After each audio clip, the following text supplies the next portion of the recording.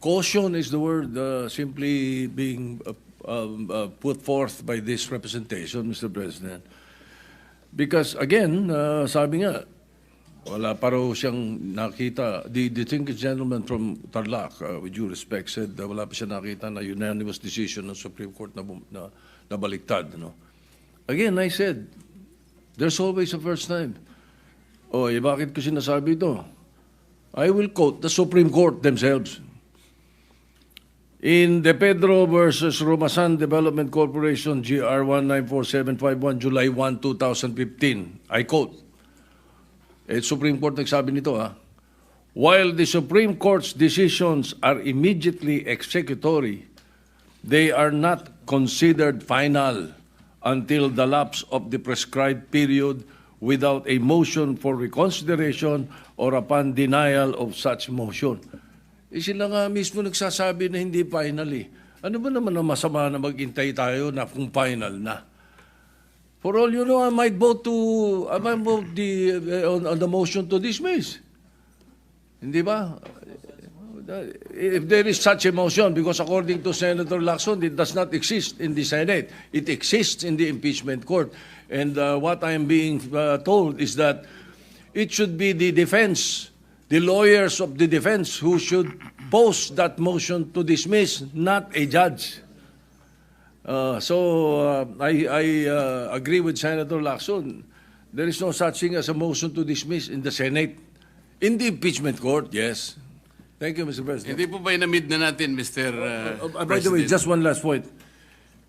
Why did the Supreme Court ask Sara to comment? Kung final and executory na yan, bakit si Vice President Sara was asked to comment by the Supreme Court just a few days ago? Di ba? So, ibig sabihin, talagang pakikinggan pa nila. At baka sakali makita nila, dahil yung mga abogadong nakapaligid sa kanila, nagbigay sa kanila ng mga maling figures at maling impormasyon. Mr.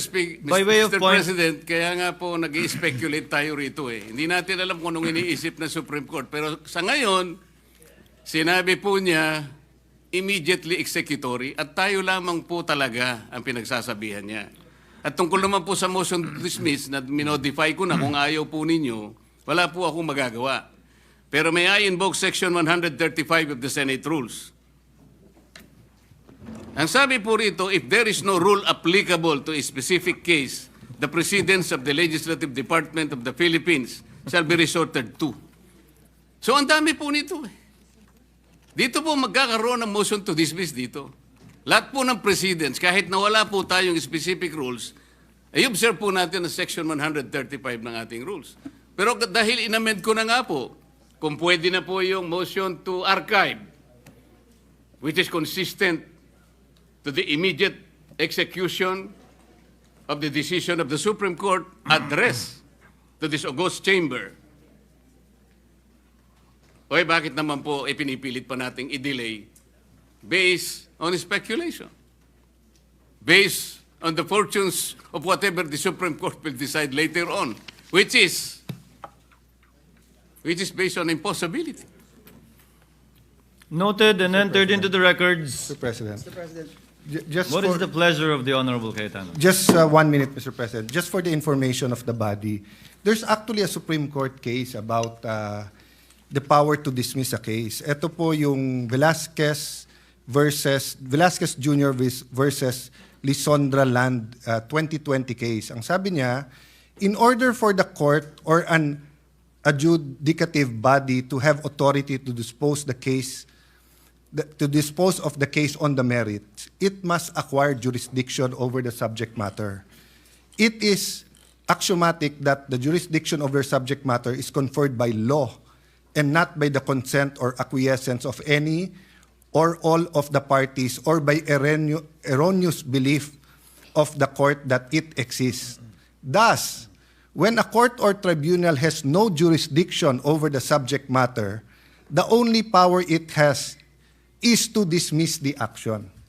So Supreme Court na mismo nagsasabi na pag walang jurisdiction, it does not exist. So sabi ng Supreme Court dito, void ab initio yung articles of impeachment. Pag tinitingnan natin rules natin, the impeachment court is triggered by an articles of impeachment. Kung walang article of impeachment, walang court. So yes, it's true na it is a fact, not an operative fact. It is a fact na nag-robe tayo, nandito tayo. It is not an operative fact na meron tayong jurisdiction doon. Lastly, Mr. President, sa Rule 39, Section 4, judgment not stayed by appeal. Judgments in actions for injunction, receivership, accounting, support, and such other judgments that are now or hereafter be declared to be immediately executory shall be enforceable after their rendition and shall not be stayed by an appeal. Some may say this is for injunction, receivership, etc., and not for the impeachment court. Ang point ko lang, Mr. President, Your Honor, meron naman tayong... This is a case for injunction. Yes. Filed by the Vice President against both the Senate and the House. Thank you for that clarification. But even if it was not, Mr. President, that is why if we... The gentleman from Tarlac already said he's amendable. So kung halimbawa something like... we move to act upon the Supreme Court decision and archive the case. Kasi yung Supreme Court decision, when you act upon, ano ba sabi niya? Immediately executory. Ano ba sabi niya? Void ab initio.